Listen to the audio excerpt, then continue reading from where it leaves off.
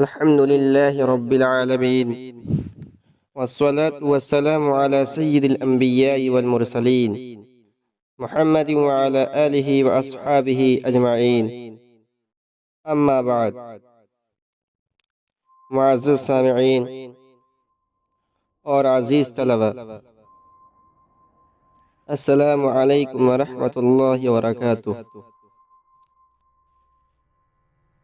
چین کے شہر ووہان سے شروع ہونے والا وائرس، جس کو کرونا وائرس کا نام دیا گیا ہے، اس وائرس نے آج پوری دنیا کو اپنے لپیٹ میں لے لیا ہے، اور اس وائرس سے دیگر ممالک کی طرح ہمارا ملک عزیز ہندوستان بھی متاثر ہوا ہے، اور دن بدن اس کا اثر بڑھتا جا رہا ہے، جس کو دیکھتے ہوئے حکومت ہند نے اسکول، کالج، عصری جامعات، حتیٰ کہ مدارس کو بھی بند کرا دیا ہے، جس کی وجہ سے بعض مدارس نے اپنے سالانہ امتحان کو شوال تک مؤخر کر دیا ہے۔ طلبہ کو قبل از وقت چھٹی دے دیا گیا ہے، اور اب وہ اپنے گھر جا رہے ہیں۔ پورے ملک میں دہشت کا ماحول بنتا جا رہا ہے۔ ان حالات میں ہم سب کو، اور خاص کر کے مدارس کے طلبہ کو کیا کرنا چاہیے؟ ہمیں کیا تدبیریں اختیار کرنی چاہیے اس مادی فتنے کے دور میں؟ تو آج کا ہمارا یہ ویڈیو اس سلسلے میں ہے، اور میں آپ حضرات کے سامنے بنیادی طور پر دو تدبیریں رکھوں گا، جس پر اگر آپ عمل کریں گے تو انشاءاللہ اس سے دینی اور دنیاوی دونوں فائدہ آپ کو حاصل ہوگا۔ تو اس فتنے کے دور میں باطنی اور ظاہری فتنہ دونوں ہے۔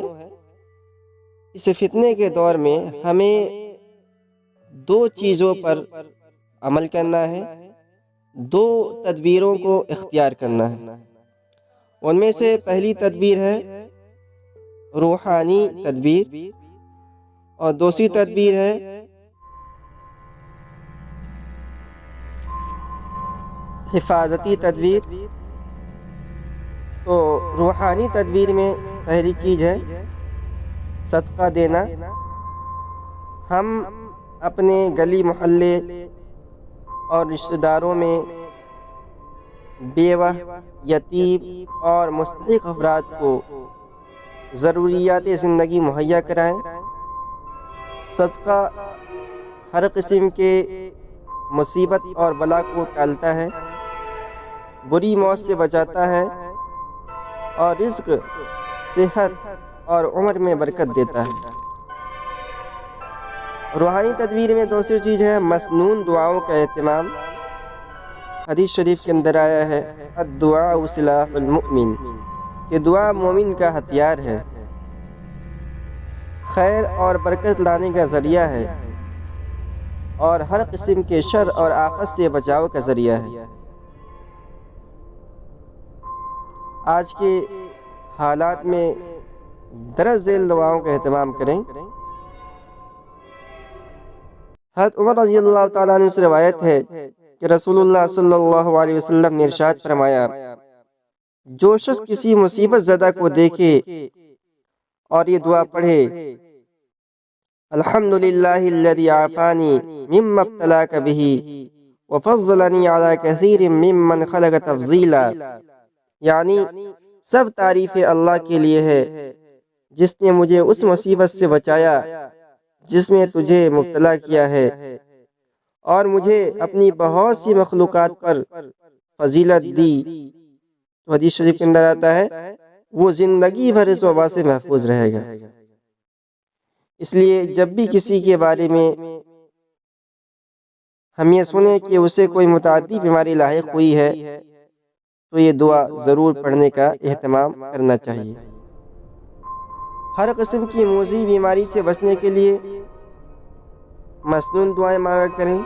ایک دعا حدیث شریف کے اندر آیا ہے، اللہم انی اعوذ بک من البرص والجنون والجزام ومن سیء الاسقام۔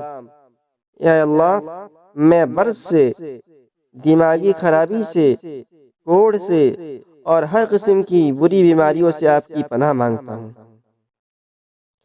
ایک دعا ہے، اللہم عافینی فی سمعی، اللہم عافینی فی بصری، لا الہ الا انت۔ اے اللہ، میرے بدن میں، میری سماعت میں اور میری آنکھوں میں عافیت دیجیے، آپ کے علاوہ کوئی معبود نہیں۔ روحانی تدوین میں تیسری چیز ہے مطالعہ کا اہتمام کریں۔ اس فرصت کے وقت کو غنیمت جانیں اور درسی غیر درسی کتابوں کا مطالعے کا زیادہ سے زیادہ اہتمام کریں۔ علم ایک ایسی پیاس ہے جو کبھی اور کسی حالت میں نہیں بجھتی ہے۔